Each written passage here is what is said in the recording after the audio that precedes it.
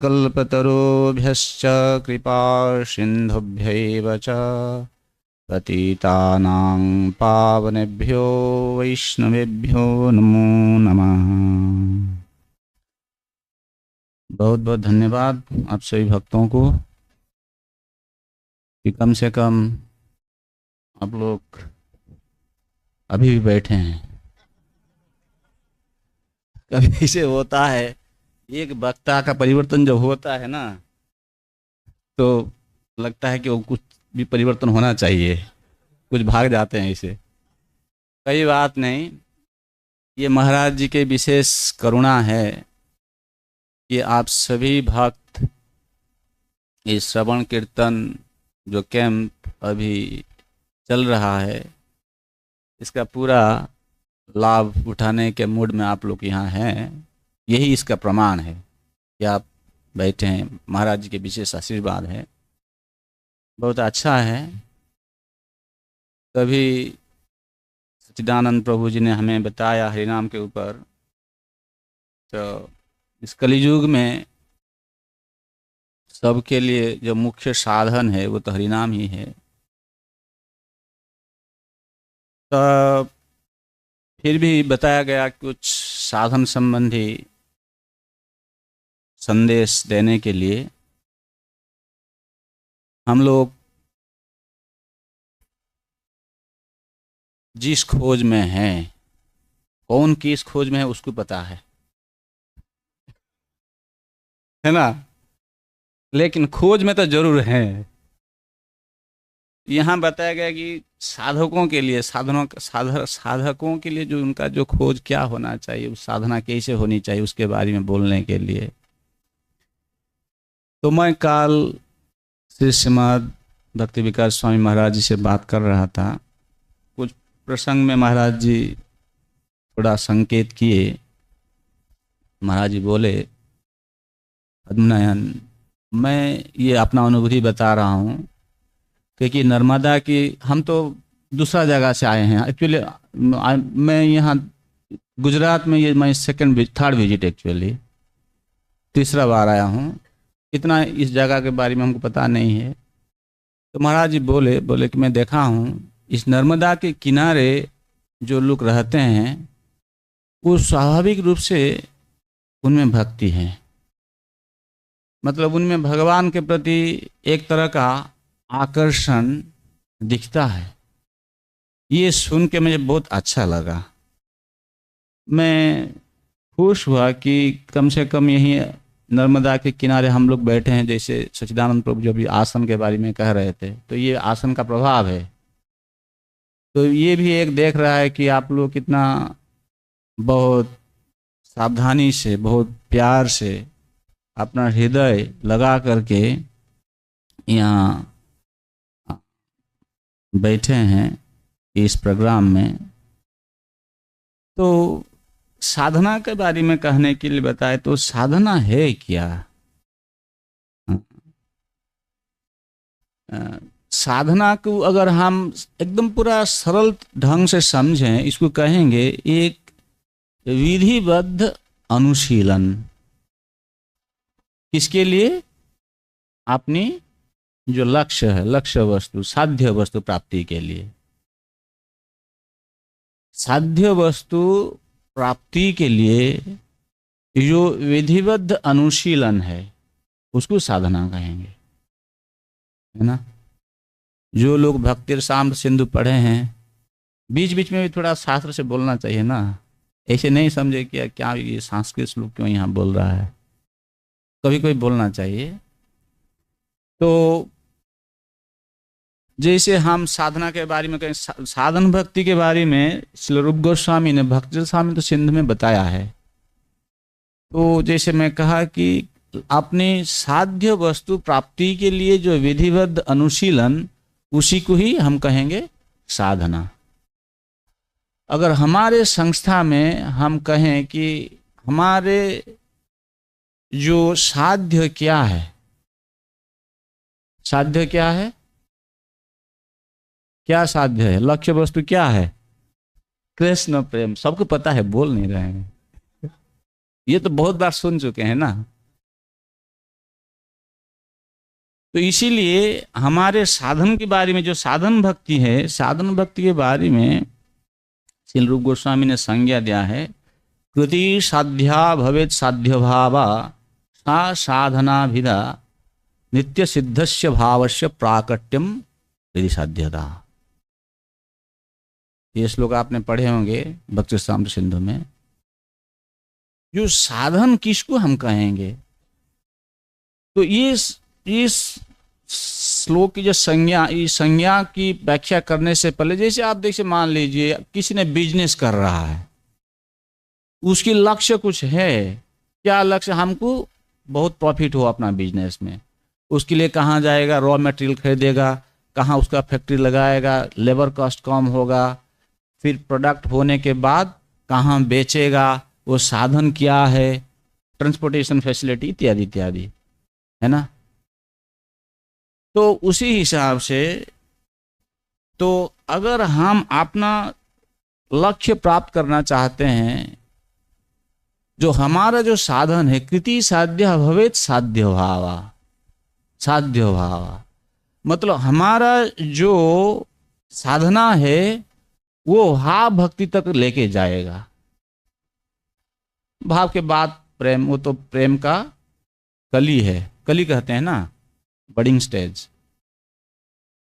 तो वो जो साधना है, तो इसको कौन सा विधिबद्ध अनुशीलन, क्योंकि हम अगर ये जो जिसको कहते हैं फाउंडेशन, जो प्राथमिक चीज जो है, इसको अगर हमको पकड़ में ठीक से नहीं आया, तो हम कितना भी कहें समझ में नहीं आएगा। क्यों हम इतना ये मतलब सतर्कता से साधना कर, गंभीरता से साधना को लें। आप कृष्ण प्रेम कहते हैं, कृष्ण प्रेम बहुत दूर की बात है। तो कहते हैं कि आपका जो साधन है वो पहले भाव भक्ति तक लेके जाएगा, उसको साधना कहेंगे। अच्छा, तो इस साधना में हमारा क्या होता है, विधि और निषेध होता है। तो चैतन्य महाप्रभु जी जब रामानंद राय से उनकी वार्तालाप हुई, उस संदर्भ में कहते हैं, महाप्रभु कहते हैं, साध्य वस्तु साधन बिनु केहो नाही पाय, कृपा करी कहो राय पावार उपाय। जो साध्य वस्तु प्राप्ति बिना साधना से संभव नहीं है। जैसे मैं अभी एक बिजनेस का उदाहरण दिया, तो वो जो साधन है, या साधन भी क्या कहते हैं, उसको एक व्हीकल भी कहते हैं ना, हिंदी में साधन, किस साधन से आप यहां आए हैं, ये भी कहते हैं ना। तो साधन मतलब एक ट्रांसपोर्टेशन सिस्टम जैसा समझ लीजिए, मतलब एक जगह से आपको एक लक्ष्य स्थान पर पहुंचाएगा, वो है साधन। ये महाप्रभु कहते हैं कि हे राय, आप बताइए कि जो साध्य वस्तु बिना साधन से नहीं मिलता है, वो क्या उपाय क्या है उसका। तो इसीलिए हमको जो साधना है उसको समझना चाहिए। प्रभुपाद जी क्या बोले, प्रभुपाद जी कहते हैं कि हम लोग सब रूपानुग है। मतलब साधना, मतलब ये भक्ति के साधना में, किसी भी साधना में अगर कहें आप, किसी का आपको अनुशीलन जरूर करना पड़ेगा। जैसे अभी मैं एक उदाहरण दिया, क्योंकि देखिए मैं उदाहरण इसीलिए ले रहा हूं, इसको विक्षेप रूप से मत समझिए, इसको हमको थोड़ा क्लैरिटी लाता है विषय वस्तु में। तो इसलिए कभी कोई अपना एक्सपीरियंस से समझने के लिए उदाहरण दिया जाता है। जैसे मैं कहा कि बिजनेस वालों को भी कुछ अनुशीलन करना पड़ता है। जिसको उसकी बिजनेस के बारे में कुछ पता नहीं है, वो क्या करेगा, वो किसी सक्सेसफुल बिजनेसमैन से पहले बात करेगा। उसके मन में ये धारणा है कि हमको ये बिजनेस करना है। तो फर्स्ट स्टेप उसके लिए क्या है कि उस बिजनेस के में कौन सक्सेस किया है, सक्सेस को मिला है, तो उससे वो संबंध करेगा, होटल में बुलाएगा, उससे एक डिनर देगा और उसे उनसे गंभीरता से बातचीत करेगा, तो उसको एक धारणा बन जाएगा। पहले वो धारणा बनने के बाद सोएगा नहीं, जगा रहेगा। कैसा जगा रहेगा? पूरा उसी कोशिश में लगा रहता है उसमें। इसको समझ लिए। यहाँ कई बिजनेसमैन अगर कहीं होंगे तो मैं क्या बोल रहा हूँ आपको बिल्कुल ये ज्ञान हो रहा है।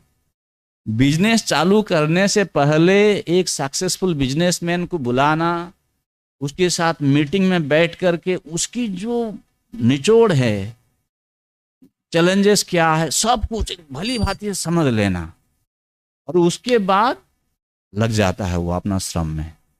उसको साधना कहते हैं। तो लक्ष्य वस्तु प्राप्त हो जाता है उसको। तो ये भक्ति में भी वही है। साधकों के, ये कह रहे हैं कि नए साधकों के लिए, वास्तविक रूप में ये बात खाली नए साधकों के लिए नहीं है। अभी अभी बातचीत हो रहा था, कितना साल हो गया है लेकिन पता नहीं चल रहा है चैंटिंग क्या हो रहा है। चैंटिंग वन ऑफ दी साधना। तो इसीलिए ये सब के लिए प्रयोज्य है कि प्रभुपाद जी ने कहा कि ये हम लोग रूपानुग है। तो रूप गोस्वामी ने जैसे बताया हमको वैसे साधना करना है। क्या हमारा साधना है बताइए? आपने क्या सीखा है? आप लोग भी कुछ बताइए, नहीं तो मैं अकेला एक व्यक्ति अकेला बताएगा तो ये बोर लगेगा, बोरिंग हो जाएगा, है ना। तो आप लोगों को भी पार्टिसिपेट करना चाहिए। तो बताइए साधना में क्या रूप गोस्वामी को फॉलो करके प्रभुपाद जी ने हमको बताया है। आप मत कहिए, दूसरों को बोलने के लिए सुযোগ दीजिए। कहिए कहिए, बोलना पड़ेगा आपको। नहीं बोलेंगे तो मैं कुछ नहीं बोलूंगा। हाँ नहीं, अब तक तो कोई देख नहीं रहा है, कोई सो रहा है। मैं सब जगह में देखा हूँ। उस तरह थोड़ा दूर हो रहा है, देख नहीं रहा हूँ मैं। इतना दूर तक ध्यान नहीं जा रहा है, दृष्टि नहीं जा रही है। कई बताइए क्या नियम पालन करना है? ये जनरल मत बताइए, पर्टिकुलर बताइए। पीसी पर यस, मंगलारती आना है, तुलसी आरती करना है, मंगला, हाँ बताइए। सेवा करना है, श्रवण करना है, भागवतम क्लास में जाना है। एक एक बताइए। हाँ बताओ। प्रभुपाद जी किताब पढ़ना है, साधु संग करना, साधु संग में आना है, बुक डिस्ट्रीब्यूशन करना है, धाम वास करना है हाँ, प्रसाद सेवा वो सबसे मुख्य अंग है ना।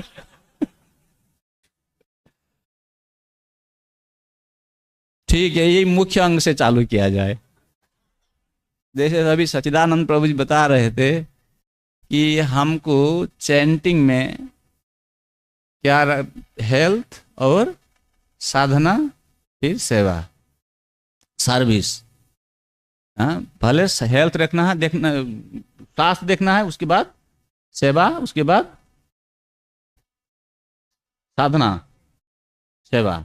अच्छा ठीक है। तो ये स्वास्थ्य के बारे में कहना चाहता हूँ। जैसे आपने कहा कि साधना में ये प्रसाद सेवा सबसे गुरुत्वपूर्ण अंग है।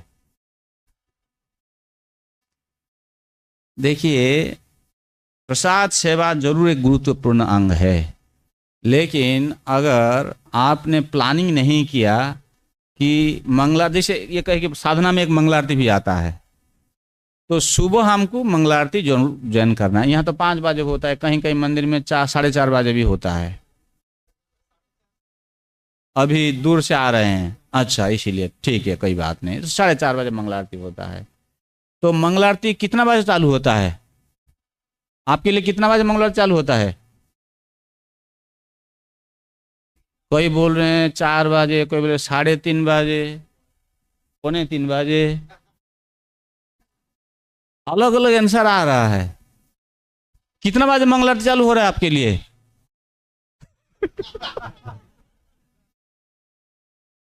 कल रात से शुरू होगी। समझ रहे हैं ना? क्यों बता रहे हैं? अलग अलग भक्त अलग अलग क्यों बता रहे हैं? अपना अनुभूति के हिसाब से इसको जितना गहराई से समझे हैं उसी हिसाब से वो कह रहे हैं। जो भक्त बोल रहा है कि 3:15 या 3 बजे चालू हो रहा है, वो सोच रहा है कि जब मैं जग जाता हूं तब से हमारा मंगल आरती चालू हो जाता है। क्यों? मतलब उनको पता है कि हमको जल्दी नहाना है, या इतने भक्त आए हैं तो हमको जल्दी नहीं जागूं तो मंगल आरती मिस हो जाएगा हमारा। क्या समझ रहे हैं ना? That is part of your mangal aarti. शास्त्र में एक बात कही गई है, कहते हैं कि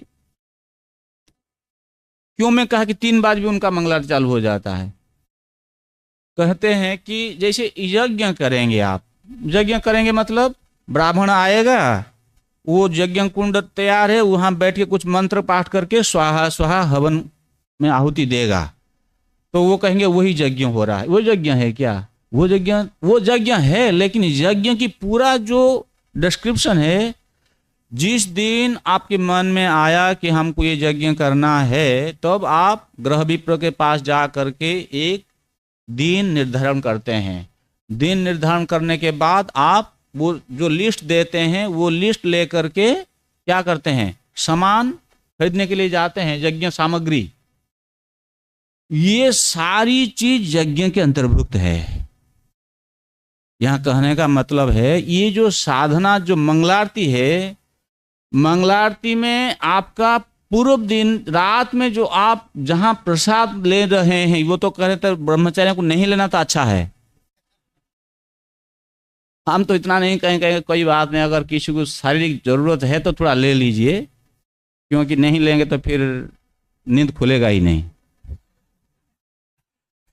क्योंकि शरीर टायर्ड हो गया। कोई बात नहीं, जो भी हो ठीक है। अगर रात को भी आप प्रसाद ले रहे हैं, उसी समय आपको वो चिंतन में रहना चाहिए कि हम कितना ले रहे हैं।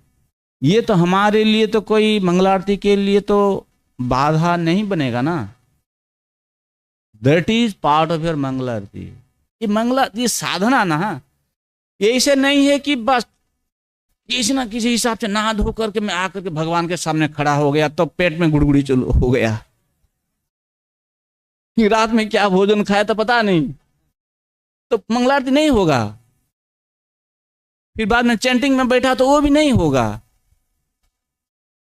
तो पहले से ही हमको प्रस्तुति लेनी है। जैसे बिजनेसमैन बनना है हमको, एक बिजनेसमैन का मैं उदाहरण दिया था, किसी जाकर के मिलता है, वो क्या बताए, उसी हिसाब से अपना रास्ता तैयार करता है। तो वो भक्त इतना लेना है तो हमको ठीक टाइम पर नींद खुलनी चाहिए, और नींद खुलने के बाद फिर हमको जा करके नहा धो करके फिर हमको आना चाहिए। तो उसमें भी एक उम्र का भी ये चर्चा होता है। देखिए कितना बारीकी से इसको समझना चाहिए। अगर आपका 40 से ज्यादा है तो आप रात में बिल्कुल मत खाइए। Even if you are hungry don't eat. आपका शरीर आपको साथ नहीं देगा। अगर आप 18 साल की उम्र के हैं, आपको लग रहा है कुछ लेना चाहिए, ले लेना चाहिए, क्योंकि आपका शरीर अभी छोटा है, उसको कुछ चाहिए, जरूरत है, उस समय जरूरत है तो आप ले लीजिए। नहीं लेकर के फिर आप बीमार पड़ जाते हैं तो वो भी दूसरा परिस्थिति खड़ी हो जाती है। आपको देखना चाहिए आपका क्या उम्र है, उस हिसाब से आपको लेना है तो कितना लेनी है या नहीं लेना चाहिए, और लेना है तो रात को क्या क्या नहीं लेना चाहिए। क्या समझ रहे हैं ना? भारी चीज रात को नहीं लेना है, दही या चना वगैरह, जो मटर से जो चीज बनता है, ये नहीं लेना है आपको। अब देखिए ये मंगल आरती है, ये साधना है। तो अगर ऐसे करते हैं तो क्या होगा? तो हमने कहा कि ये जो साधना में तो आप कहेंगे मंगल आरती पर वो आकर के तब संसार दावानल करना, आप तो उसके बारे में कुछ बोल ही नहीं रहे हैं, तो खान पान के बारे में आप बोल रहे हैं। ये कौन सा साधना हो गया? इसको थोड़ा एलाबोरेटली हमने समझाने का प्रयास कर रहे हैं, इसीलिए कि साधन का क्या अर्थ क्या होता है। साधन साधन भक्ति है ना, हम साधना मतलब साधन भक्ति के बारे में कह रहे हैं। जो साधना हमें भक्ति करने में मदद करता है। भक्ति परेशान भव विरक्ति अन्यत्र च। अगर ये मंगलारती के लिए आपको ये परहेज के बारे में ज्ञान नहीं है तो साधना नहीं हो रहा है आपका। विरक्ति अन्यत्र च तो बिल्कुल बातिल हो गया उसमें। क्या समझ रहे हैं ना, साधन भी एक भक्ति है। तो इसीलिए आप अगर उसको गंभीरता से नहीं लिए, नहीं समझे, तो आपको साधना में मजा नहीं आएगा। आप नहीं समझे साधना क्या है। साधना में भी और भी बात कह लीजिए, चैंटिंग। अगर आपने अपना शरीर को ठीक से नहीं संभाला तो वो तो हर जगह बाधा देगा। चैंटिंग कहिए, उसके बाद भागवत पाठ भी आपने साधना में भागवत पाठ ही बता दिया है ना। सकल साधन श्रेष्ठ यही पंचअंग। क्या क्या पंचअंग क्या है? साधु संगो, नाम संकीर्तन, भागवत श्रवण, धाम वास श्रद्धाय, श्रीमूर्तिर सेवन। किसी भी साधना में आप जाइए, एक ही चीज अगर गलत हो गया, रात में आपने आपको ठीक से कंडक्ट नहीं किया, एक भी साधना आपका ठीक से नहीं हो पाएगा। ऋषि गौरनिताय की। तो देखिए, इसीलिए हमने ये बात कहा कि साधना हमारा क्या है। साधना है पूर्व रात से हमको साधना चालू हो जाता है, मंगलारती साधना जो है। अच्छा, और ये साधना क्या है? Sadhana actually giving us protection from maya. मतलब वो एक में संकेत से उतना ही बता दिया और ज्यादा गंभीर से नहीं जाएंगे, क्योंकि और थोड़ा भी कुछ हमको चर्चा करनी है। साधना हमें माया से प्रोटेक्ट देती है, क्योंकि हमको यहाँ चर्चा लक्ष्य यह है कि साधना को गंभीरता से लेनी है। तो माया है क्या? माया सबको पता है, ज्यादा बोलने का कोई जरूरत नहीं। जो भगवान के भजन में विक्षेप पैदा करती है, सरल ढंग से कहें तो हमारे लिए माया है, जो है नहीं एक्चुअली। क्योंकि साधना के भगवान की भजन में वो उसका कोई उपयोग नहीं है, वो विक्षेप पैदा करता है। तो जैसे अभी मोबाइल फोन हो गया, ये तो अभी का समय में जो मीडिया प्लेटफॉर्म है, ये सबसे बड़ा माया है एक्चुअली। सबसे बड़ा हमारे लिए विक्षेप पैदा करता है ये। और ये एक करंट जैसा है। करंट समझते हैं ना? हाँ, तो वो करंट हमको ये बहा के ले जाती है। अगर हमको क्या करना है, करंट के ऑपोजिट साइड में जाना है। मान लीजिए आप एक बोट चला रहे हैं, नौका चला रहे हैं, करंट इस तरह जा रहा है, आप उल्टा तरह जाना चाहते हैं। किसी का उपलब्धि है यहाँ? करंट जिस तरह जा रहा है उल्टा तरह नौका ले जाने का किसी का नहीं। लेकिन ये जो है हमारा प्रभुपाद बोलते हैं ना कि माया के विरुद्ध में ये लड़ाई है।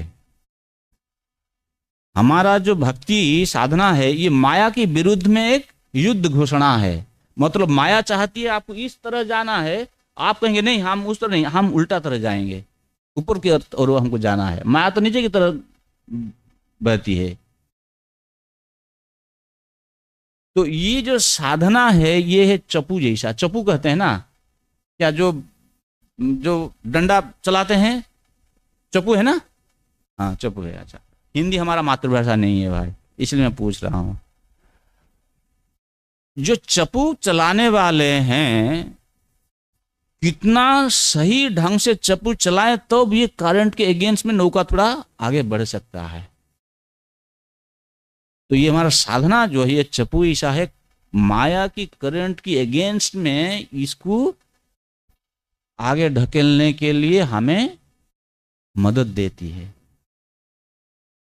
तो इसीलिए इस साधना को कितना गंभीरता से हम लें, ये आप विचार करिए। हम नहीं कहेंगे, क्योंकि हम कहेंगे तो कहेंगे ये ज्यादा बोल रहा है।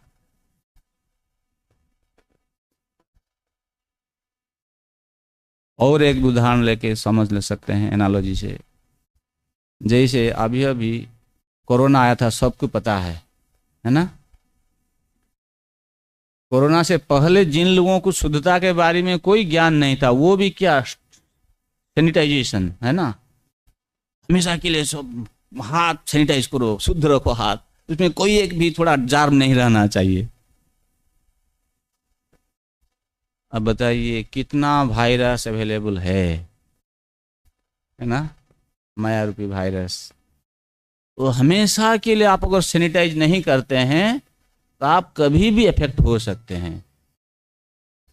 ये जो विस्तारित रूप से 64 अंग जो साधना है, उससे भी अगर एकदम पूरा कहेंगे तो 9 है, 9 में भी सबसे मुख्य 5 है। इसको हम इतना गंभीरता से क्यों लें? ये this is a process of sanitization actually.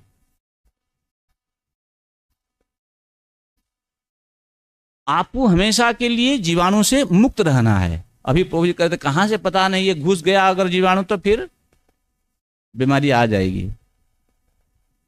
तो यही समस्या है कि ये जो प्रोसेस, जो साधना हमको बताया गया है, ये है क्या? सैनिटाइजेशन प्रोसेस है। हमको बिल्कुल मुक्त रहना से जीवाणु से। अगर देखिए, ये तो मैं कहने के लिए कह देता हूं, लेकिन अगर एक भक्त ने उसको गंभीरता से नहीं लिया तो वो उसको अटैक आते रहेगा, और जब अटैक आते रहेगा तब क्या होगा? साधना में मन नहीं लगेगा। चाहे जप कहिए, मंगलारती कहिए, या प्रसाद सेवा भी ठीक से नहीं कर पाएगा वो। प्रसाद सेवा करीते होय सकल प्रपंच जय। प्रसाद सेवा करने के बाद प्रपंच ज्यादा नहीं होना चाहिए, लेकिन मैं कहना वो प्रसाद सेवा भी ठीक से नहीं कर पाएगा। इसका मतलब क्या है? प्रसाद लेने के बाद भी उसमें प्रपंच ज्यादा हो रहा है। इसीलिए हमको अपना मन को नियंत्रण करना चाहिए। ये भी एक साधना है। यद्यपि हम कहेंगे देखिए, हमारी जो आचार्यों की जो मतलब निष्कर्ष बताया है, आचार्यों का जो निष्कर्ष है कि ऐसे नहीं कि हम अपना बल बुद्धि लगा करके अपना मन को केंद्रित कर लेंगे। जैसे अभी प्रभु जी ने एक श्लोक बताए थे, 6ठा अध्याय, जतो जतो निश्चलति मनश्चंचलम स्थिरम ततो ततो नियम्यैतत् आत्मन्येव वशम नयेत्।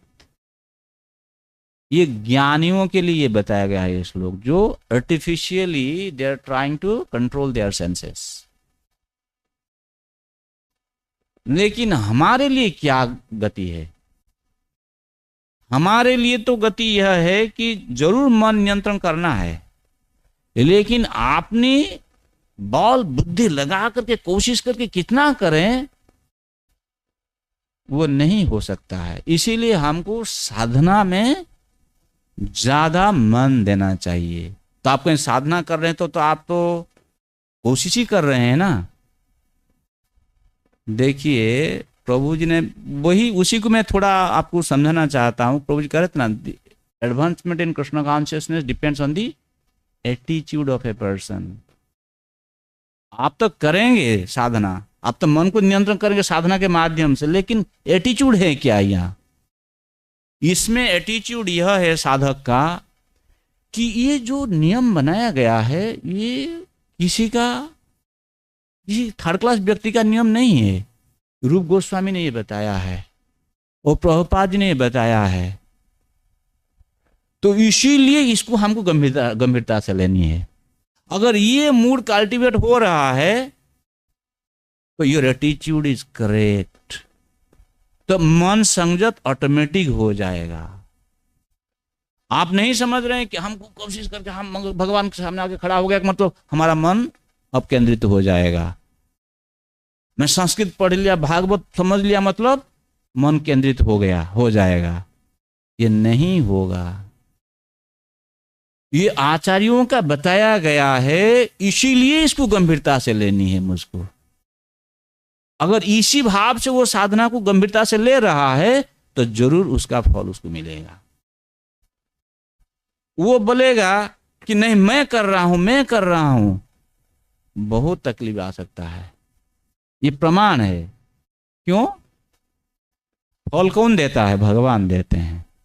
आपको कर्म करने का अधिकार है, आपको साधना करने का अधिकार है, लेकिन फल के लिए भगवान देंगे। और भगवान की जो भक्त, जैसे रूप गोस्वामी ने जो साधना में बताया है,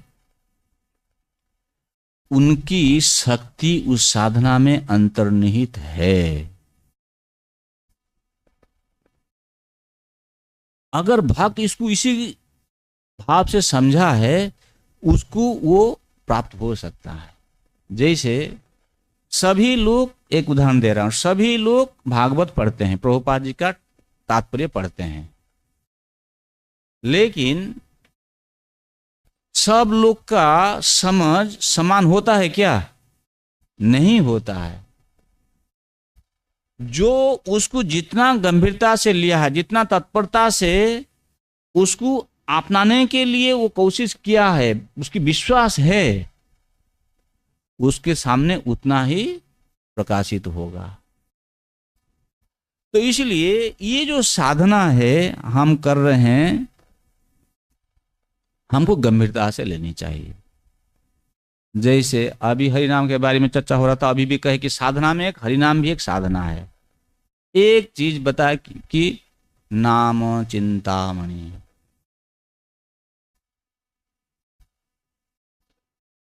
हम रोज 10 अपराध के बारे में चिंता करते हैं, मतलब याद दिलाते हैं खुद को नाम जपने से पहले। क्यों? नाम चिंतामणि है। अगर उस समय कुछ गलत चिंता आ गया, वो नाम वही दे देगा आपको।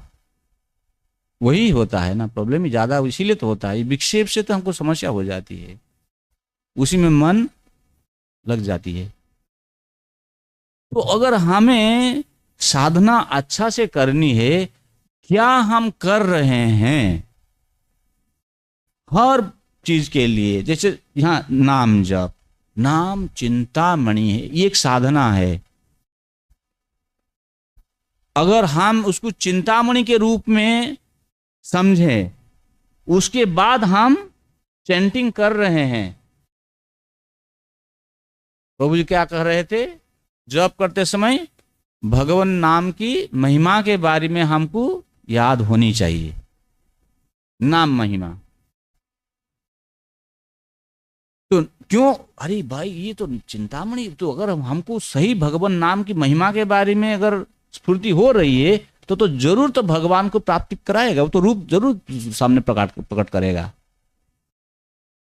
जीव गोस्वामी ने ये नाम के बारे में कुछ लिखे हैं, गोपाल गुरु गोस्वामी ने भी कुछ लिखे हैं।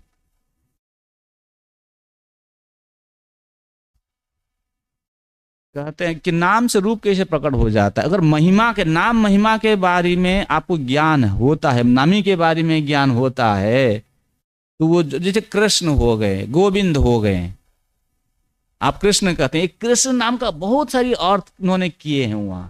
अगर वो स्फूर्ति आपको हो रही है, वो साधना है एक्चुअली। तो क्या होता है? ऑटोमेटिक वही रूप आपके सामने प्रकट हो जाता है। अगर आपको नाम साधना, जैसे श्रवण, अभी भी श्रवण भी कह रहे थे, आप लोग भी कह रहे थे ना, आप जो कह रहे थे उसी को ही हम दोहराना चाहते हैं।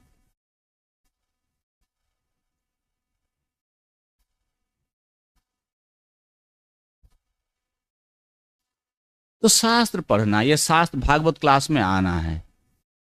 कोई कहेगा ये साधना का क्या महत्व है, क्यों हम भागवत पढ़ें, या भागवत कथा जैसे सुबह कथा होता है तो उसमें क्यों आए साधना में? ये इसीलिए आना है। अगर आप नहीं आएंगे, अपना जो माइंड है वो अपना स्टोरी लिखते जाएगा। देखिए, नियमित रूप से जब भक्त 1 घंटा भागवत पढ़ता है, उसके मन में जो अलग चीजों की जो डिमांड है वो ऑटोमेटिक कम हो जाते रहता है। ये अनुभव है भक्तों का। अगर आप वो नियमित रूप से नहीं सुनते हैं, मन बिल्कुल विचलित हो करके अपना स्टोरी लिखते रहता है। अपना स्टोरी क्या होता है? भक्ति को, महिमा को छोड़ करके, भक्ति की जो प्रैक्टिसेस है, साधन है, उसको छोड़ करके और प्रपंच में ज्यादा क्या क्या हम करना है उसमें ज्यादा प्लानिंग होता है।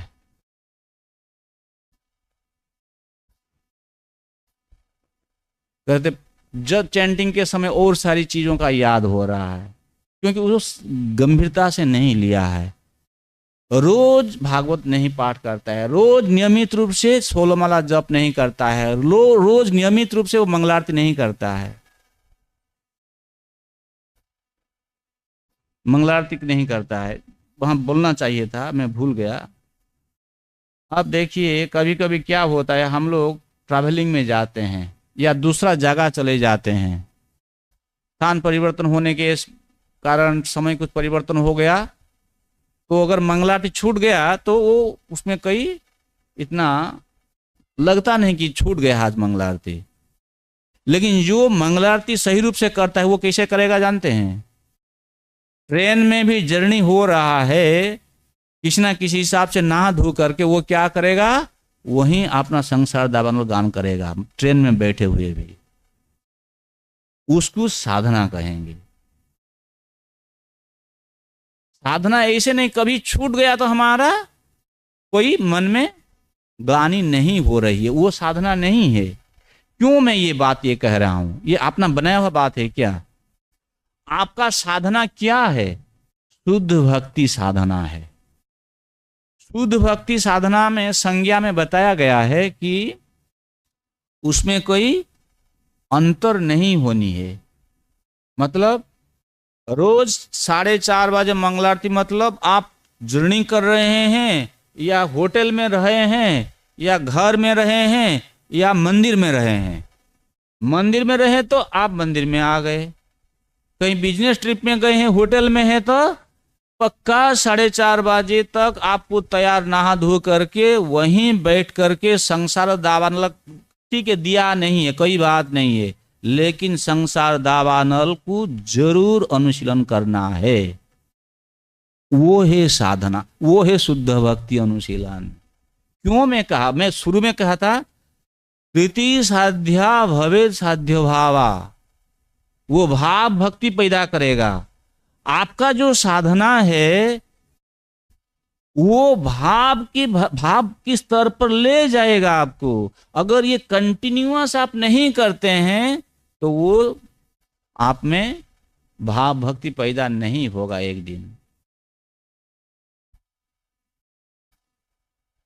तो इसीलिए हमको रोज करना है साधना। यहां आ गया मंदिर में तो सब लोग आ रहे हैं, हो गया, घर में चले जाते हैं तो क्या होगा? घर में पता नहीं मंगलारती होता है कि नहीं, आपको पता है, हमको पता नहीं है। लेकिन अगर घर में मंगलारती नहीं हो रहा है तो समझ लीजिए आपका साधना गड़बड़ चल रहा है। साधना गड़बड़ चल रहा है मतलब भक्ति में रुचि नहीं आएगी। सेवा के बारे में कहे, क्या बताए भाई? बोले कि सेवा भी एक अंग है। सेवा, हाँ, तो सेवा करते समय हमको क्या ध्यान देना चाहिए? एक चीज पर ध्यान रखना है, ये अनुकूल है या प्रतिकूल है, बस। ये भी शरणागत का एक अंग है, लेकिन वो सब परस्पर जुड़ा हुआ है, एक्चुअली संबंध युक्त है। सेवा में आप जो कर रहे हैं, मान लीजिए आप भगवान के लिए रंधन कर रहे हैं, भक्तों के लिए प्रसाद बना रहे हैं, ये अनुकूल रूप से आप कर रहे हैं या प्रतिकूल रूप से कर रहे हैं? समझ रहे हैं ना? आपकी चिंतन बिखरा हुआ है, विक्षिप्त है, और आप वहां भक्तों के लिए चिंतन कुकिंग कर रहे हैं, वहां मोबाइल में भी कुछ चल रहा है वो भी देख रहा है, फिर कुकिंग भी कर रहा है, या घर में भी आप भगवान के लिए कुछ रंधन कर रहे हैं, वो अनुकूल रूप से हो रहा है या प्रतिकूल रूप से हो रहा है, ये अगर मन में है तो आप मान लीजिए आपका सेवा ठीक हो रहा है। एक चीज में बस ज्यादा कुछ बोलने से मतलब ये नहीं हो, हर चीज के लिए एक एक मैं साधना के लिए बता रहा हूं। आप जो साधना अभी अपनाए हैं वो आप अनुकूल रूप से कर रहे हैं, वह प्रतिकूल रूप से हो रहा है, वो आप देखिए। हाँ, या अब साधु संग, साधु संग के बारे में एक बात बता देते हैं। साधु संग भी एक साधना है।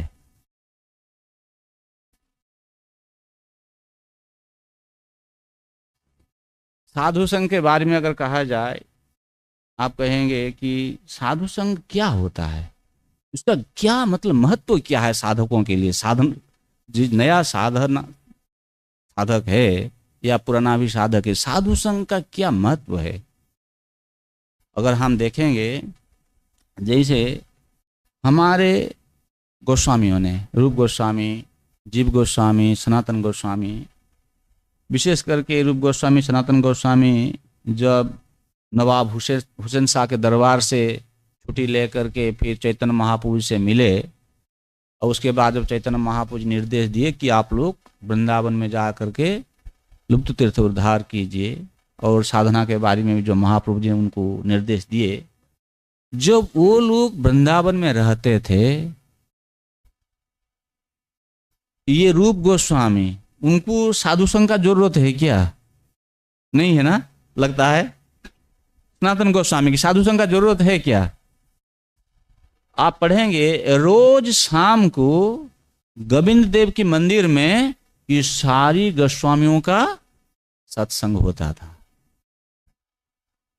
वो खुद बताए कि जो साधन में 5 मुख्य अंग है उसमें साधु संग भी एक है। तो वो लोग रोज शाम को वहां एकत्रित होते थे। वो क्या चर्चा होती थी? रघुनाथ दास गोस्वामी आ गए, वो क्या कहते थे? वो बताते थे कि जब वो पुरी में स्वरूप दामोदर के साथ चैतन्य महाप्रभु जी का सेवा में थे, वो क्या अनुभूति थी उनकी, क्या समझ रहे हैं ना? तो वो बताते थे जो लीला किसी ने कभी नहीं सुना है, कि चैतन्य महाप्रभु जी के साथ जब वो पुरी में थे स्वरूप दामोदर के साथ उनके अंतरंग सेवा में, तो महाप्रभु की जो अंतरंग लीला है वो उनको किसी को पता नहीं था। वो लोग सुनने के लिए उद्वेग था, उनमें आग्रह था, उद्ग्रीव होकर के सुनते थे। साधु संघ ने ऐसे आया, यहाँ आकर के अपना कुछ चर्चा वो चला रहा है। क्या चला रहा है? वो अपना, मान लीजिए वो एक ब्रोकर है, उसको घर बेचना है, यहाँ बहुत सारे कस्टमर हमारे पास आ गए हैं, ये साधु संघ हो रहा है वहां। वो साधना नहीं है, वो करने में जा रहा हूं साधु संघ के लिए, जा करके अपना घर कैसे बेचेगा वो चर्चा कर रहा है।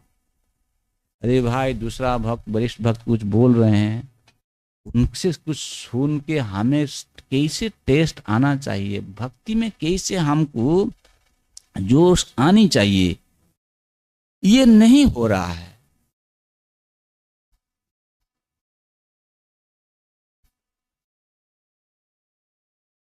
साधु संग करके सुन लिया, अरे भाई हमको दुसंग से बचना है, तो वो अगर मन में उसका चल रहा है, यहाँ से जाते समय भी वो प्लानिंग कर रहा है कि हमारा सर्विस में ऐसे होता है, ऑफिस में जाने के बाद ऐसे ऐसे दुसंग हो जाता है, हम इससे ऐसे ऐसे बचेंगे, वो भी एक साधना है। आप नौकरी कर रहे हैं, मान लीजिए आपने सत्संग में आए, तो सत्संग में आपको ऐसे कुछ बताया गया कि कैसे आप उस संग से आप छुटकारा पा सकते हैं। एक उदाहरण दे रहा हूं, आपने सत्संग में आया, सत्संग में चर्चा हुई कि कोई बात नहीं, आप तो परिवार पोषण के लिए आपको तो नौकरी करना ही पड़ेगा, लेकिन जब नौकरी करते हो, नौकरी करते समय कभी कभी आपका पार्टी होता है ऑफिस में, तो पार्टी में भी आपको जाना पड़ता है, नहीं तो कहेगा कि नौकरी छूट जाएगा। तो क्या करना चाहिए पार्टी में? वो कहे कि एक ये कर लो, ठीक है पार्टी में जाओ, लेकिन ऐसे करो कि आप अगर कुछ ड्रिंक्स ऐसे मिल गया तो ले लो, लेमन ड्रिंक्स ले लो, या नहीं तो कहो कि हमारा कुछ डॉक्टर्स रिक्वायरमेंट है, हम आज नहीं आ पाएंगे, है ना। अच्छा बात बोले कि हमको डॉक्टर ने बोला है, वो हम कुछ इस समय तो कुछ परहेज है, इसलिए हम नहीं आएंगे आज के पार्टी में। कितना अच्छा है। तो उसको ये प्लानिंग कर रहा है, ऐसे नहीं कि यहाँ आया जो सुना वहीं छोड़ दिया, वो जाकर के घर में चिल्ला रहा है, तुम नहीं जानते हो हमको भी पार्टी में जाना पड़ता है, क्या करूं समझ में नहीं आ रहा है। भाई साधु संग में आया, कुछ गया ही नहीं उसके अंदर। इसको साधना कहते हैं भाई। साधना ऐसे नहीं अपने आप कुछ अपने आप चलता रहता है, होता रहता है, ऐसे नहीं होता है, कोशिश करनी पड़ती है। जो सुना है उसको कैसे पालन करना है। अगर उसके मन में वो मंथन नहीं हो रहा है, उसका चिंतन नहीं हो रहा है, उसका साधन भक्ति ठीक से नहीं चल रहा है। तो कुल मिलाकर के यह कहना है कि जो हम साधन भक्ति जाजन करेंगे तो उसके महत्व के बारे में हमको पहले ज्ञान होनी चाहिए, और उसको महत्व को अगर हम अपनी अंदर उसको बैठाए हैं तो वो हमको साधना में मदद करेगा, हम और ज़्यादा सजग बन सकते हैं। तो कम से कम इतना ही हम अंत में कहना चाहते हैं कि साधना मतलब यह है कि हमको खुद को सजग हो जाना। क्यों सजग होना है? कि ये गोस्वामी के दिया हुआ पंथ है, प्रभुपाद जी ने बताया है, और इसी रास्ता में जितने सारी आचार्यों ने चले हैं सबको अपना इष्ट वस्तु प्राप्त हुआ है। तो इसीलिए हमको इसको गंभीरता से लेनी है। ये बात को अच्छी से हमको मन में बैठाना है और अपना साधन को आगे बढ़ाना चाहिए। तो अभी यहीं मैं विराम देता हूँ। अगर किसी का कुछ मंतव्य है, कुछ शिकायत है, कुछ कंप्लेंट है, तब बताइए। प्रश्न भी कुछ है तो हम लोग ले सकते हैं, एक दो समय के अनुसार। यस। हरे कृष्ण, हरि बोल। बताइए प्रभु जी। किसी का प्रश्न है तो ले सकते हैं, 5-7 मिनट है हमारे पास।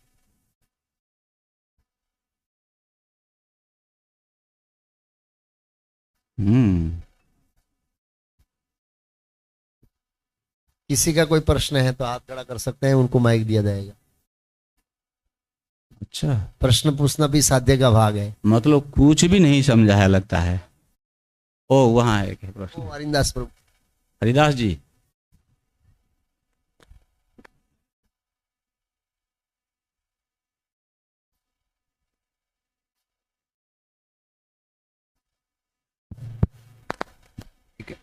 ना हरे कृष्णा प्रभु। वो बहुत आपने साधना के बारे में बताया। एक जिज्ञासा है कि अच्छी साधना के लिए रोज हमें कितना घंटा देना कम से कम?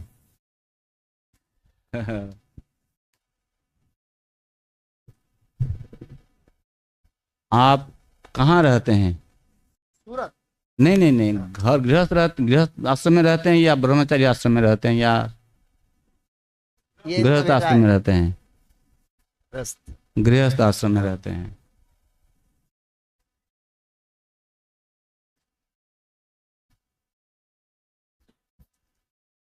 देखिए,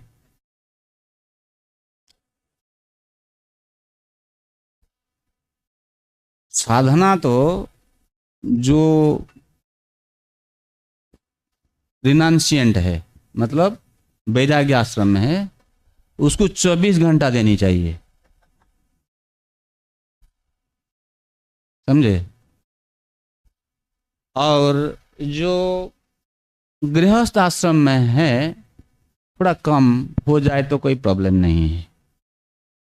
इसको समझना चाहिए। इसका अर्थ क्या है? इसका अर्थ यह है, भगवान सब देख रहे हैं ना, भगवान देखते हैं ये जो बैरागी है इसके पास 24 घंटा है मेरे लिए, समझे? तो वो 24 घंटा उसको देना जरूरत है। मतलब उसकी पूरे दिनचर्या जो भी चल रहा है वो 24 घंटा में 24 घंटा भगवान के लिए होनी चाहिए। तो आप कहेंगे तो गृहस्थ के लिए 24 घंटा आप क्यों नहीं बताया? उसको भी तो पूरा दिनचर्या सब कुछ तो भगवान के लिए होनी चाहिए। Let us be practical. It is not practical for a grihastha to give 24 hours to the lord. मैंने ये बात क्यों बताया? देखिए, आप एक गृहस्थ आप अच्छी समझ सकते हैं, आपकी बच्चा है, आपके रिश्तेदार हैं, आपको तो उनके लिए कुछ समय तो देना पड़ेगा कि नहीं? जिस समय उनके लिए दे रहे हैं वो भगवान की चिंता हो रहा है। भले ये एक मतलब क्या है, एक न्याय है, लॉजिक है कि ये सब भगवान की संतान है, भगवान की वैष्णव भगवान ने भेजा है, मैं उनके लिए भगवान की ओर से उनकी देखभाल कर रहा हूँ, ये एक फिलोसॉफी है। लेकिन फिर भी बताइए, जिस समय आप बच्चा कह रहा है कि पिताजी हमको बहुत दिक्कत हो रही है, हमको एक साइकिल खरीदना पड़ेगा, नहीं तो मैं स्कूल जाने में दिक्कत हो रहा है। आपको प्रॉब्लम क्या है कि इस समय वेतन नहीं मिला है, तो आपको उस समय जरूर चिंता करना पड़ेगा कहाँ जा करके हम कर्जा लें कि उसके लिए एक साइकिल खरीदें। तो उस समय के लिए आप उसके लिए चिंता कर रहे हैं कि नहीं? समझ रहे हैं ना? तो गृहस्थों को तो कुछ समय के लिए तो अपने परिवार पोषण के लिए टाइम देना पड़ेगा। लेकिन ब्यूटी ऑफ कृष्ण कॉन्शियसनेस ये है कि एक बार आप भगवान को समर्पित हो गए कि प्रभु ये आपका परिवार है, मैं आपकी ओर से ये परिवार को देखभाल कर रहा हूं, वो भी भगवान स्वीकृति दे देते हैं। कहते कई बात नहीं, थोड़ा कम समय मेरे लिए, हमारे गौड़ीय वैष्णव का जो साधना है ये नवधा भक्ति है, उसको छोड़कर और जो हो रहा है वो साधना नहीं है, ये गौड़ीय सिद्धांत है। तो इसीलिए, लेकिन आप गृहस्थ होने के नाते जो और कुछ अंग कर रहे हैं अपने परिवार पोषण के लिए, वो भी भगवान स्वीकृति दे देते हैं।